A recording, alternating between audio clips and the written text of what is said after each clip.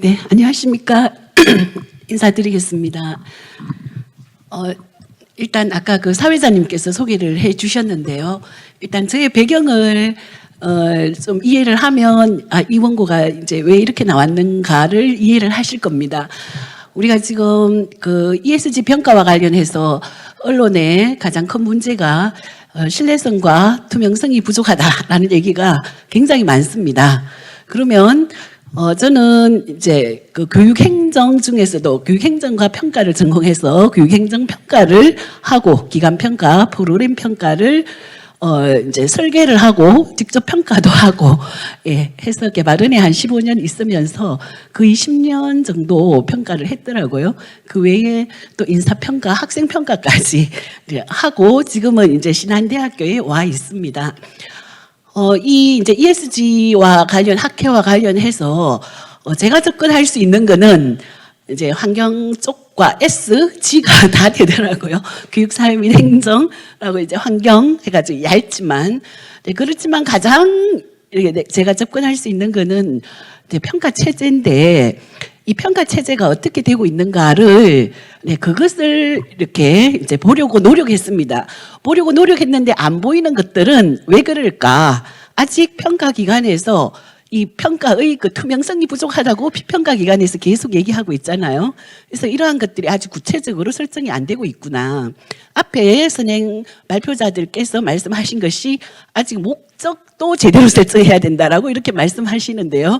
이제 그 체제를 잡고 있는 상황이다 보니까 방법적인 차원에서는 아직 체계적으로 접근이 안 되고 있다라는 그런 말씀을 드리고, 제가 준비한 자료를 중심으로 빨리빨리 조금 진행을 하도록 하겠습니다. 참고로 저는 그 교육행정평가 전공이면서 대학에서 글로벌 사회와 교육 이슈, 글로벌 리더십을 가르치면서 ESG에 관해서 한 2주 정도씩 강의에 이제 학생들하고 가르치면서 같이 보고 있다는 말씀을 드리고요.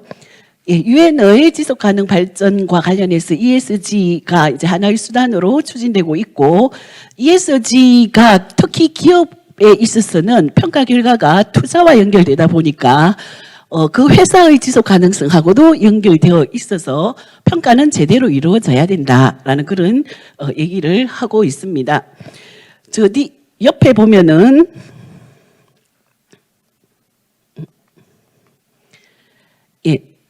여기 이제 보면 아까 평가 기관별로 굉장히 신뢰성이 낮다라는 것이 나오는데요. 상관도가 굉장히 떨어지더라고요. 자, 요런 데 있어서도 결국은 문제는 평가가 어떻게 되고 있는가가 문제가 되고 있다라고 이렇게 볼 수 있습니다. 네, 특히 우리 이제 평가 결과를 가지고 법적으로 이렇게 규제도 하고 있고, 또 이제 앞에서 그 설명한 지속 가능 발전에 대해서 ESG 경영을 얼마나 하고 있는가를 유엔에서 투자자에게 요구를 하고 있거든요. ESG가 얼마나 하고 있는지를 보고 투자를 하라고 이런 상황까지 유엔에서 주장을 하다 보니 이 ESG 평가 결과는 기업의 지속 가능성 존폐와도 관계가 되는 매우 중요한 사항입니다. 그래서 유엔 책임 투자 원칙을 보니까 ESG 그 기업의 ESG를 보라고 지속적으로 강조하고 있고, 또 ESG와 관련해서 이제 정보 공시를 의무화하고 중소기업 평가까지 가다 보니 이제는 기업뿐만 아니라 공기업과 관련해서 많은 기관에서 ESG 평가를 받아야 합니다. 그러면 지금 언론상에 나타나는 평가의 신뢰성과 투명성은 아마 많은 기관으로 확대되었을 때 더욱더 크게 불만이 나오지 않을까라는 그런 생각을 합니다. 그러면 이제 제가 기관 평가를 했다고 했는데요. 자, 일반적으로 이 평가를 보면 최고 먼저 뭐를 보느냐 하면 평가 모형을 보게 되는데요. 평가 모형은 처음에 이제 평가 목적을 봅니다. 왜 평가하느냐, 무엇을 가지고, 평가 항목, 평가 지표 이런 것들이 되겠죠. 방법, 어떻게 평가하느냐, 아마 결과가 어떻게 나왔으며 그 결과를 어떻게 활용하느냐, 요거를 이제 구성하고 있는 것을 일반적으로 우리가 평가 모형이라는 용어를 쓰는데, 이 모형이 얼마나 정립되었는가를 우리가 평가 기관마다 살펴볼 필요가 있고, 제가 봤을 때는 좀 더 구체적이고 명확하게 평가 기관이 제시를 해야 되겠다라는 생각이 들고, 우리는 이제는 앞으로 모든 기관을 평가하면 우리는 비평가 기관이 됩니다.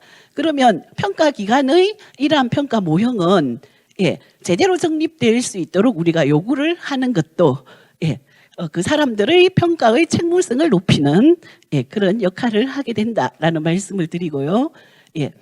이 피평가 기관은 일단은 우리 평가 모형을 자세하게 보게 되겠죠.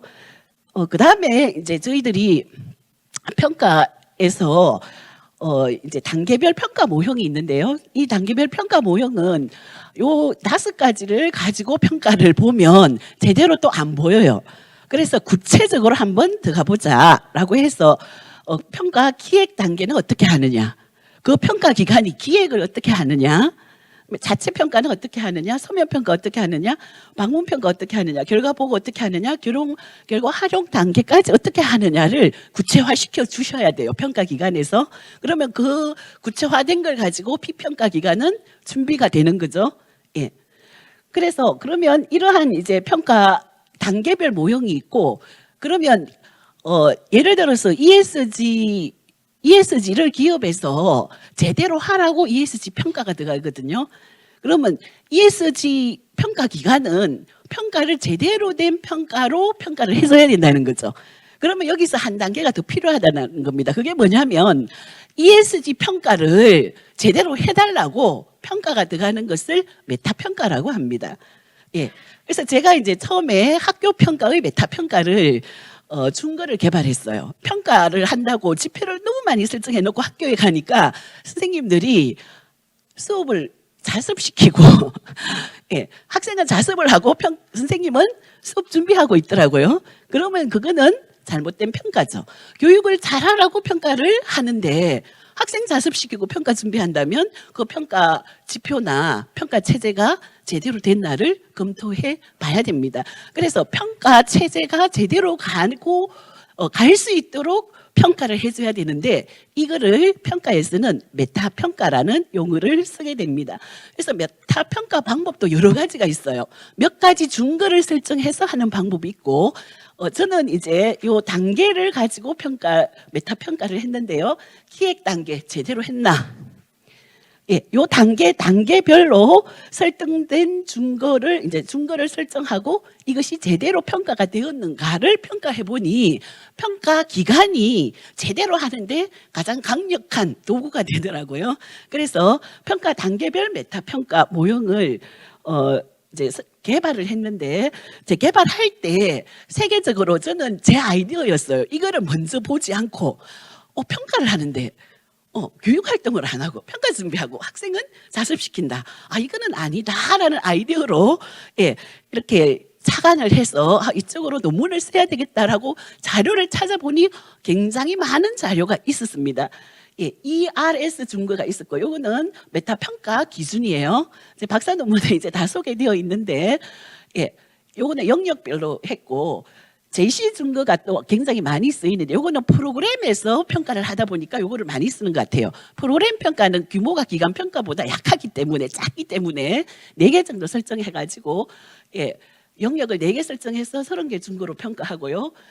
이러한 준거를 가지고 미국에서 많은 기관들이 평가 기관을 평가를 한다는 거죠. 그러면 어떻게 됩니까? 우리가 ESG 잘하라고 기업을 평가하는데 평가 기관, 너희들은 평가를 잘해야 된다는 거죠. 그러면 같이 ESG도 잘하고 평가도 잘하고, 그럼 피평가 기관은 질 높은 평가를 받는다라는 그런 논리인데, 많은 연구가 이렇게 이루어지고 있었습니다. 공공정책 평가에서도요, 이런 준거들을 가지고 하고 있었고, 김명수와 이창구의 이런 우리나라에서 연구가 된 것도 있었습니다. 그래서 이제 학교 평가 단계별 메타 평가 준거 개발하고 적용했고요. 적용해서 학교 평가가 이거는 잘하고 있고 이거는 못하고 있고, 그래서 이렇게 좀 개선해야 되겠다라는 것을 줄 수 있었습니다. 요거 이제 박사 논문 쓰고 대학 교육협의회에서 이제 저를 불러서 포스닥 겸 연구원으로 갔습니다. 그래서 한국대학교육협의회가 대학 평가를 하는 메타 평가를 했어요. 근데 메타 평가를 하는데 학교 평가하고 대학 평가는 규모가 다르지 않습니까? 그래서 다시 조금 더 확장된 준거를 개발을 했습니다. 개발을 먼저 하고 그 개발된 걸 가지고 적용을 했는데요. 메타 평가를 직접 해서 제시를 했습니다. 자, 준거 개발이라는 거는 이 준거 설정에 대한 타당도와 신뢰도까지 다 확보했기 때문에 개발이라고 했거든요. 근데 요거를 하다 보니까 한국교육개발원에서 저를 불러서 저는 평가 기간이 제대로 평가 설계부터 끝까지 평가 결과 활용까지 제대로 할 수 있도록 하는 메타 평가를 한국교육개발원에 가서 쭉 했습니다. 2004년부터 2017년도에 이제 신한대로 왔기 때문에 계속 이러한 모형 개발해주고 모형 개발 안에 마지막에는 항상 메타 평가를 넣었어요.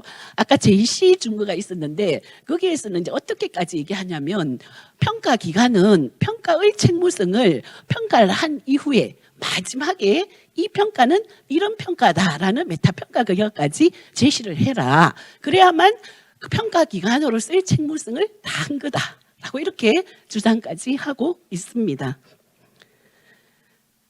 그래서 아까 이제 저는 제시 준거는 준거를 4개를 설정해서 이렇게 그 평가 기간을 본 거고, 아까 이제 좋은 거는 평가 기간이 제대로 하고 있는가는 이렇게 하니까 좋더라고요. 기획 단계, 평가 자원, 설계 어떻게 했느냐, 자체 평가 어떻게 하고 있고, 방문 평가 어떻게 하고 있고, 결과 보고는 어떻게 하고 있고, 활용은 어떻게 하고 있느냐. 그래서 요거 단계를 설정해 놓고 그 다음에 요거를 어떻게 메타 평가 들어가는 거죠. 메타 평가 들어가는데 여기서 메타 평가 설계를 어떻게 했냐면 평가 기간만 평가하는 게 아니라 평가 기간도 평가하고 평가위원도 평가하고요. 피평가 기간이 또 준비해야 될 거 있지 않습니까? 그거를 이제 서로 이 준거는 어디에 속하는가를 세 부류로 나누어서 서로 상호. 만약에 방문평가하고 마지막에 이제 결과 보고서 나오고 할 그 이후에 서로 이렇게 평가를 하게 해서 세 집단에 대해서 다 같이 하면은 불만은 없더라고요. 왜 우리만 그러냐라고 이렇게 얘기할 수 있는데, 평가위원회에 따라서 똑같은 준거를 가지고 굉장히 인색한 사람은, 예를 들어서 5점 척도로 주면 인색한 사람은 1도 주는 사람이 있고 넉넉한 사람은 5를 주는 사람이 있어요. 그러면 예를 들어서 아까 평가 신뢰성이 떨어진다라고 했을 때 위원 간의 그 격차를 훈련을 시키지 않으면요, 그런 현상이 발생합니다. 지금 ESG도 정량평가가 있고 정성평가가 있거든요. 정성평가에서 평가위원 간의 그 격차를 줄이는 것은 연수를 통해서도 어느 정도 가능합니다. 자, 그래서 그러면 기획평가 단계에서 이제 뭐를 봐야 되느냐. 평가자 양적 충족성, 전문성, 재정 충족성, 준거의 타당성도 여기 이제 들어가죠. 준거가 제대로 타당성 있는 준거가 들어갔느냐. 아까 평가위원 연수, 이런 것도 됐느냐. 이런 것들을 이제 설정을 해서 보게 하고, 자체 평가에서도 요거를 이제 설정을 했고요. 방문 평가 단계, 이게 자료 요구 출처의 명확성, 정보 수집 방법의 적절성, 업무의 무방해성도 넣습니다. 자, 이런 거는 다 관련 기관에 의해서 타당화된 요소다라고 볼 수 있고, 평가 결과 요소가 신뢰성이 있느냐, 평정이 공정하게 됐느냐, 평가 결과를 공개했느냐, 개선을 위해서 활용을 했느냐, 평가해놓고 활용 안 하면 할 의미가 없잖아요. 활용을 했느냐, 메타 평가가 또 이루어졌느냐까지 쫙 해보니까 어렵지 않았습니다. 그러니까 체계적으로 해보니까 다른 평가에도 적용하는데 전혀 어렵지 않았다라는 말씀을 드립니다. 그러면 이제 제가 하고 싶은 얘기는 평가 전문가로서 특히 기간 평가, 프로그램 평가, 뭐 이런 평가를 오래 한 사람으로서, 주관한 사람으로서, 총괄한 사람으로서 지금 ESG 평가는 지표가 뭐냐, 목적이 뭐냐도 중요하지만 이거와 동시에 이 방법적인 면을 어떻게 가져갈 건가 동시에 준비가 돼야 되겠다라는 생각을 합니다. 지속적으로 목적과 지표를 가지고 계속 논의해서 가면 이게 3년이 갈 수 있고 5년이 갈 수 있는데, 같이 해나가자는 말씀을 드리고, 지금 이건 앞에서 말씀을 하신 것 같고요 해서 이게 왜 자, 그래서 이제 대학으로 왔을 때 아까 학교 평가보다 조금 더 확대되더라고 했는데 대학 평가는 요 서면 평가 단계가 있어서 요게 하나가 더 들어갔고요. 예. 그러니까 평가위원도 굉장히 중요한 요소입니다. 신뢰성은 특히 평가위원한테서 많이 나오거든요. 예. 그래서 평가위원 관련해 가지고도 이렇게 예, 많이 들어갔고 서면 평가를 하느냐 안 하느냐에 따라서 현장 평가 가면 예, 서면 평가 했는 경우는 빨리 현장에서 자료도 수집하고 현장이 보이지만 준비를 안 하면 다 못 보고 오거든요. 그래서 이러한 이런 증거들을 우리가 ESG 평가 기간은 준비를 해야 된다. 라는 그런 말씀을 드리고 싶습니다. 예, 근데 요 글로벌 요거는 아까 했기 때문에 예, 넘어가고요.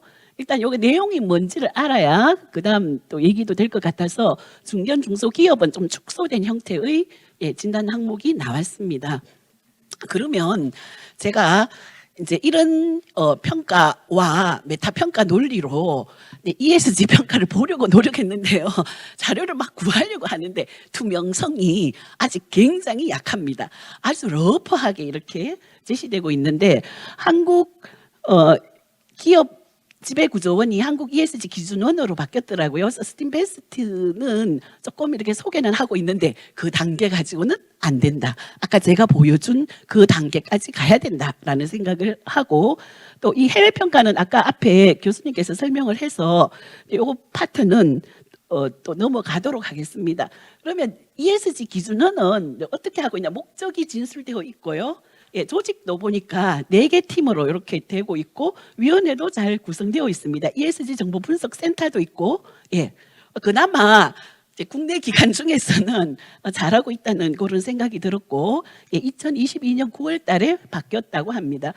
2022년에 한국기업지배구조원이 센터로 이렇게 지정이 됐다고 합니다. 그래서 평가 보고서를 봤습니다. 평가 보고서를 보니까 이런 내용이 들어있더라고요. 부분별 공통 예, 환경 3개년 등급 변동도 이렇게 제시하고 있었어요. 제가 몇 년 전에 봤을 때 이게 없었거든요. 아, 조금씩 이렇게 추가되고 있구나라는 그런 생각을 했습니다. 기본 평가 세부 점수 예. 동종 산업 내 평균 점수 평가 총점도 나오고 최고 점수와 또 비교하고요. 그래서 E와 예, ES의 평가 내용입니다. S 예. 그 지배구조원으로 출발을 했기 때문에 G만 잘하는지 알았더니 앞부분도 꽤 예, 좀 준비를 해서 하고 계시는구나라는 생각을 했습니다. 이렇게 영역별로 예, 지배구조 쪽도 예, 이러한 것들을 앞에 하고 공통으로 이렇게 진행하고 있었습니다. 자, 오늘은 지표가 핵심이 아니니까 예, 넘어가고요. 그 다음에 방법 및 절차 여기 중요하잖아요. 방법 및 절차를 좀 깨뜨려 보고 싶은데 이게 제시를 너무 안 해놨더라고요. 이렇게 얘기를 하고 있습니다. 기초 데이터 수집을 한다. 기초 데이터 수집, 기업 공시하고 있는 사업 보고서, 지속 가능 경영 보고서, 홈페이지, 감독 기구, 또 지자체 등에서 기관 자료 있으면 또 미디어 자료 이거를 이제 다 모아서 기초 데이터라고 이렇게 얘기하는 것 같습니다. 예. 자, 그다음에 기본 평가를 하고 있고 심화 평가도 이렇게 하고 있었고요. 예. 그다음에 검증 단계가 있었습니다. 예. 예. 평가 그 자료 검증 뭐 어느 자료까지 넣을까? 뭐 이러한 것도 이렇게 이제 여기서 이루어진다고 하는데 이게 이제 절차 정도 이렇게 제시되고 있죠. 우리가 그 얘기하고 있는 아주 그 세부적인 게 나와야 된다는 겁니다. 요 정도 제시되니까 투명성이 없다라고 얘기한다는 거죠. 기업한테 피드백해서 이렇게 등급이 한번 이제 본인들 스스로 판단했을 때 어떤가 한번 이렇게 보고 하는 근데 요 정도가 공개되고 있더라고요. 예. 연관을 하는 거 보니까 이제 지배 구조를 요때까지 하고 사회 및 환경 영역을 6월 달부터 하고 있습니다. 예. 그리고 이제 위원회가 운영이 되고 있고 예, 등급 조정 대상 공표 요때 이제 시상을 하고 근데 여기서 제가 와 여기는 조금 노력하고 있네 가는 게 보이는 게 평가 모형을 개정하려고 노력을 한대요. 예. 그럼 이제 1년 해보고 평가 모형에서 그 평가 기간이 설정했는 것 중에 개정할 거 있으면 이렇게 개정하겠다라는 그런 요게 일정에 나와 있습니다. 예, 평가 결과 공개 방식을 보고서를 보고 제가 이제 요약을 했는데 7등급으로 통합 등급과 영역별 등급이 나오고 있고 영역별 최소와 최고를 제시하고 있었어요. 예, 그래서 상대적 위치를 좀 알 수 있었고요. 예, 한 회사당 한 24페이지의 결과 보고서를 주고 있었습니다. 예, 그래서 그러면 평가 결과 활용은 어떻게 하는가 보니까 예, KRX ESG 테마 지수에 이게 이제 돌아가고 있고 예, 투자 자문에 활용되고 있고 정책 제언 및 연구에 활용하고 있고 평가 결과 보고서 작성, 예, 평가 등급 공표 예, 하는 것 그리고 ESG 평가 결과 활용 시상을 이렇게 하고 있었습니다. 예, 지배구조 우수기업, ESG 우수기업 해가지고 예, 따로 예, 지배구조 원으로 시작하다 보니까 별도로 예, 이렇게 하고 있었습니다. 예, 서스틴 베스트도 보니 일단 이제 처음에 볼 때는 평가 모형 아까 5개를 보고 그 다음에 봐야 되는 거는 단계별로 봐야 된다고 했잖아요. 예, 평가 목적 이렇게 기업 리스크 관리 수준을 보는 거다라고 되어 있고 영역 3가지에 대해서 평가 대상을 2022년에 1242개의 기관을 평가했는데 코스피가 60.4%, 코스닥이 23.8%, 84%가 여기에 해당하고 코스닥도 꽤 여기에 지금 평가받고 있다는 그런 생각도 들었습니다. 이렇게 자산 규모에 따라서 또 구분을 하고 있고요. 평가 지표 수입니다. 예. 자, 그다음에 이제 ESG로 이렇게 카테고리하고 핵심 지표와 평가 내용 기준을 질문형으로 이렇게 했더라고요. 얼마나 하고 있는가라고 이렇게 물으면서 예, 평가 내용을 이렇게 제시하고 있습니다. G 영역도 이렇게 제시하고 있습니다. 예. 그 다음에 이제 평가 방법 및 절차를 또 이제 깨뚫어 보려고 노력을 했는데, 자, 첫 번째는 평가 모델 업데이트. 아까 이제 말씀드렸죠, 그죠? 업데이트 하려고 뭔가 변화를 주려고 검토는 이제 하고 있구나라는 생각은 들었고, 자, 그 다음에 데이터 수집입니다. 데이터 수집하고 있고, 예, 검정하고 있고요. 예, 데이터의 완전성을 이루고자 하고, 공시되지 않는 기업 제공 데이터는 당사 내부 기준에 따라서 반영 여부 그 비중을 결정한다라고 하고 있습니다. 최종 점수 등급 산출. 여기서 이제 최종 점수를 우리가 점수를 줄 때 여기서 이제 이렇게 빠져 있는 것이 뭐냐면 상대 평가냐 절대 평가냐 이게 굉장히 중요하거든요. 근데 그것도 사실은 여기 밝혀 주셔야 돼요. 그리고 등급을 5등급을 할 때 이 등급도 상대로 가느냐 절대로 가느냐 이거를 둘 다 절대로 가느냐 하나는 절대로 가고 상대로 가느냐 여기에 따라 다른 기관하고 하면 이게 다르다는 거죠. 왜 다르냐라고 하면 이러한 메커니즘이 다르면 그 결과는 다르게 나올 수 있다는 겁니다. 그래서 그런 것들은 지금 좀 빠져 있고 이제 좀 브로드하게 이렇게 제시가 되고 있습니다. 예. 근데 여기는 이제 조금 그 단계를 보니까요. 아까 이제 1번, 2번 예, ESG 평가라고 했는데 그러면 이제 또 이런 질문이 듭니다. 그러면 3단계만 평가냐? 이 전체가 다 평가가 아니냐? 라는 이런 또 질문도 들어갈 수 있을 것 같아요. 예, 검정, 점수 산출 및 등급부 이것도 평가지 않습니까? 그죠? 등급 조정 해서 요 단계별로 여기는 조금 더 구체적으로 제시하고 있습니다. 예, 평가 개선 및 업데이트 예, 데이터 수집 아마 이렇게 오기까지는 제가 앞에서 제시한 준거별 혹은 단계별 준거를 아주 구체적으로는 안 했지만 선정해서 아마 루프하게는 했지 않은가라는 그런 생각이 들고요. 예, 데이터 수집 예. 예, ESG 평가라는 이름으로 지표 평가와 컨트로버시 평가를 예, 하고 있었는데 자, 여기 논란이 되는 사안 컨트로버셜한 이유가 발생할 경우에 컨트로버시 평가를 매우 중요하게 예, 이렇게 별도로 단계로 해서 예, 사건의 심각성과 재발 가능성 등을 가지고 이렇게 하고 있었습니다. 지표 평가도 하고요. 예, 그러면 이 컨트로버시 관리 프로세스는 또 이렇게 되고 있었습니다. 예, 1차 모니터링 DB 구축, 2차 모니터링 구축, 보고서 작성하고 재발 가능성 평가하고 예, 반영하더라. 그리고 그 컨트롤버시 요거는 재발 가능성과 심각성을 가지고 예, 요 단계를 5단계까지 1단계, 2단계, 3단계, 4단계, 5단계.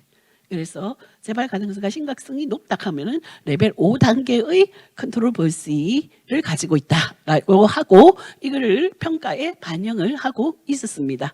또 하나 이제 평가에 세 번째가 포함이 되고 있었는데 대규모 기업 집단 리스크 평가였습니다. 그래서 여기는 총수 일가가 소수 지분으로 기업 집단 전체의 영향력을 행사함으로써 발생할 수 있는 주주 가치 훼손 리스크에 대한 평가를 세 번째로 하고 있었고요. 2022년 평가 대상 대규모 기업 집단 총 60개 기업이 평가를 받았다고 합니다. 예, 그래서 이제 요 평가에서 아까 세 단계가 있었죠. 세 가지가 있었고, 그다음에 이제 검정, 점수 산출, 등급 조정의 절차가 있습니다. 자, 검정의 리포트 발송해가지고 기업한테 주는 겁니다. 뭐 오류 있나 없냐 이렇게 한번 검토를 하고요. 자, 점수 산출 및 등급 부여 세 영역으로 이렇게 기업 규모에 따라서 이렇게 하고 있습니다. 그다음에 등급 조정, 등급 조정까지 이루어지고 있습니다.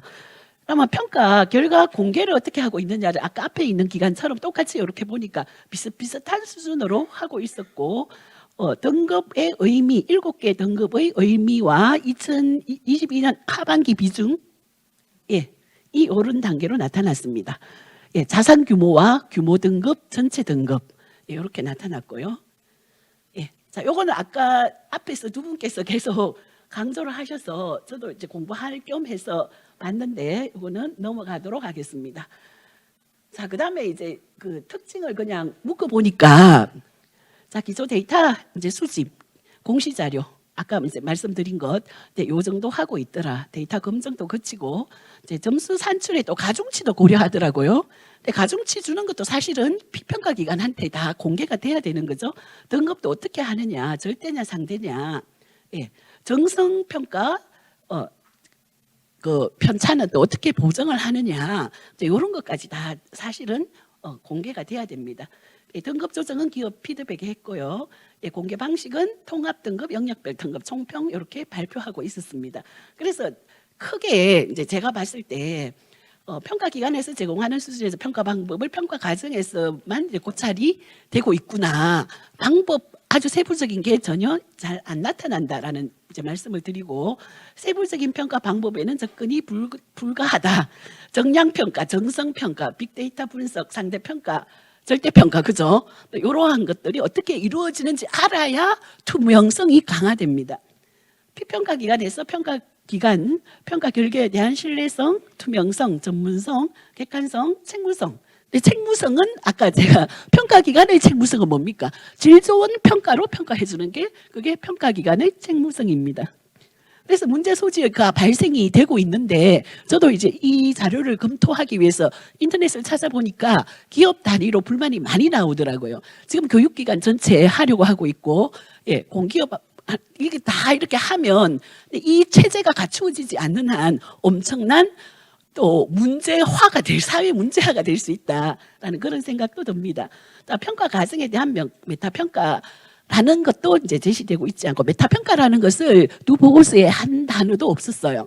그래서 메타 평가라는 것도 좀 평가 기관에서 좀 했으면 좋겠다라는 생각이 들고 평가 요소 준거별로 좀 확장적인 분석이 필요하다라는 생각이 들었습니다. 자, 그다음에 이제 활용 중심 평가, 이게 활용이 너무 중요해서 그래서 지금 이제 평가 모형이 22개가 있는데요. 그 평가 논리에 따라서 지금 현재는 활용 중심 평가가 굉장히 강조되고 있습니다. 평가 결과를 가지고 그 기업 또 국가 관련 단체에서 어떻게 활용하고 있는가 요거에 대한 핵심이 나와야 돼요. 왜냐하면 그만큼 돈을 많이 들이고 노력을 많이 들이고 시간을 많이 들여서 했는 이 평가에 대해서 어떻게 활용하느냐 이렇게 이것도 조금 이제 방법적인 거와 활용적인 면은 우리가 특별히 더 강화해야 되겠다라는 생각을 했습니다. 등급 부여에 따른 실태 진단을 하면 이제 그걸 어떻게 개선하는데 활용하고 있느냐. 그래서 다음 평가를 가면 1주기, 2주기, 3주기 있잖아요. 다음 평가에 가면 그때 평가받았는 것이 어느 수준 이하에서 어떻게 개선하려고 했느냐. 이게 바로 중으로 들어가야 되죠. 2차부터는.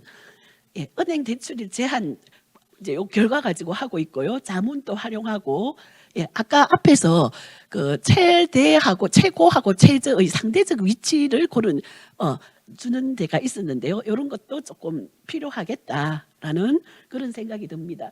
그리고 결국은 우리 지구의 지속 가능성이 향후 지금 상태면 100년 후에 우리 인류가 망한다고 하는데 각 영역별로 예, 어떻게 지금 노력하고 있고, 예, 그러면 그 100년이 다가 앞으로 더 당길 건가, 더 밀려질 건가에 대한 이러한 연구도 가능할 것 같습니다.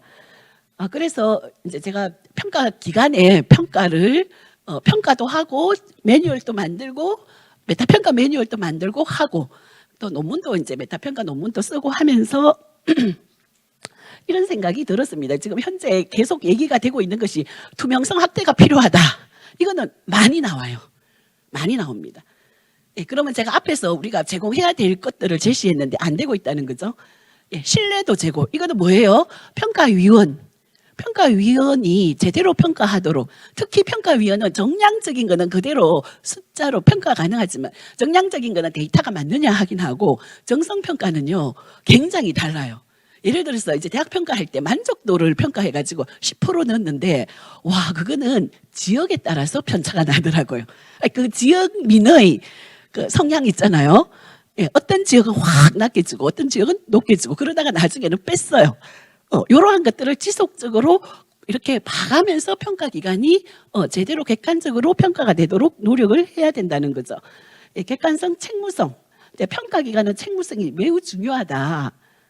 예, 우리가 이때까지는 기업 너희들이 ESG 잘해라. 그래서 평가한다라는 말만 했지만 평가 기관 예, 너희들 잘 준비해서 좋은 평가로 평가해달라. 예, 이게 바로 평가 기관의 책무성입니다. 예, 그래서 이제 평가 기관의 책무성을 위해서 메타 평가가 이게 이제 그 많으면은 핵심적인 것을 추려서 하더라도 동시에 이루어져야 되고 이건 보고서도 있습니다. 예. 메타 평가 모형 매뉴얼도 이렇게 개발을 하고요. 또 이런 사람도 좀 양성 연수를 하면 좋겠다라는 생각을 했습니다. 평가의 전문성 매뉴얼 개발하고 그다음에 이제 평가 인증제와 인증제가 앞으로 지금 시작 단계에서는 이렇게 하기 힘들지만 이것이 조금 더 확대되면은 이게 이제 들어가야 되는 거죠. 그럼 평가 인증제는 그 기업을 평가해가지고 최소한으로 요거 인정의 수준을 나중에 합의해서 정하는데 너희들은 요 수준으로 하고 있으니 인정해주겠다는 거고 평가 인정제는요 평가 기관이 평가 기관으로서의 역할을 제대로 하고 있다. 평가 기관을 인정해 주는 거예요. 이거는 레코그니션이라고 하고 이거는 어크레디테이션이라고 합니다. 그러면 지금 계속 이 불만은 어디서 나온다고요? 평가 기관이 제대로 안 하고 있으면 요 평가 기관도 레코그니션 들어가요. 그래서 대교협도 레코그니션 받았고 전문대학 협의회도 레코그니션 받았습니다. 자, 이런 제도가 이제 들어와야 된다. 그러니까 평가 연수는 예, 평가 결과의 신뢰성에 영향을 미치니까 예, 이런 것을 통해서 이제 전반적인 ESG 평가의 전문성을 이제 높여야 되겠다. 자, 평가의 요 객관성.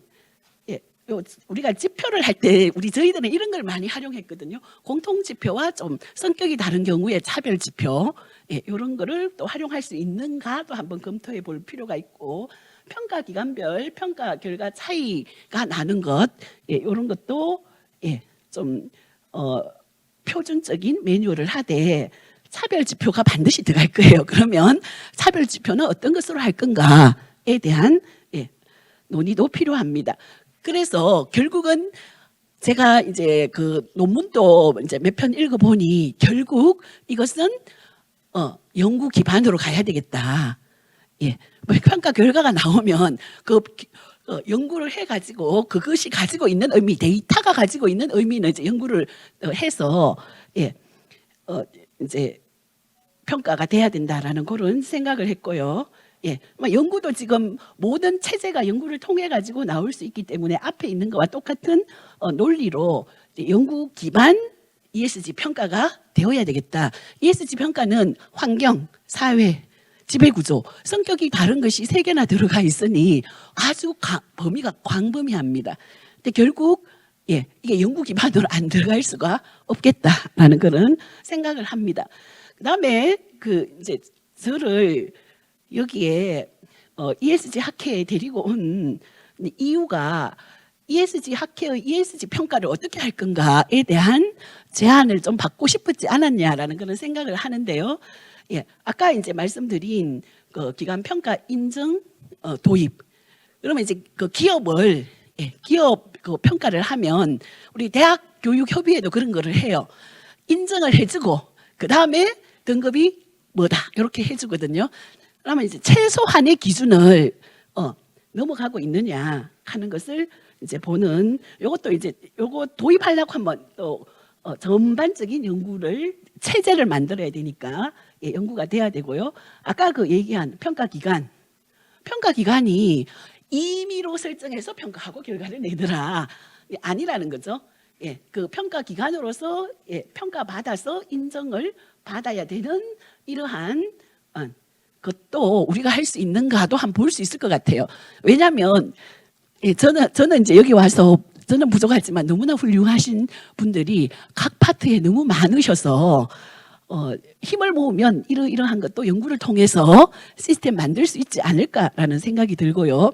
그 다음에 이제 평가 전문가 자격증 과정은 저는 꼭 필요하다고 봅니다. 그러면 이거를 어디서 하느냐? 평가기관에서도 할 수 있지만 그 평가기관은 자기들의 지표, 자기들의 논리로 연수를 시키기 때문에 객관적인 틀에서 평가 전문가를 많이 만들어야 되지 않는가. 그것도 자격증도 줄 필요가 있다라는 생각을 해요. 왜? 평가 결과의 신뢰성은 결국 이분들이 결정을 하더라고요. 그래서 ESG 효율적 목적 달성을 위해서 최고 전문가 인력을 우리 ESG 학회가 활용을 해서 지구의 지속 가능성, 기관의 지속 가능성 발전을 지향하는 학회가 되지 않을까라는 그런 생각을 해봅니다. 이상으로 마치겠습니다. 감사합니다.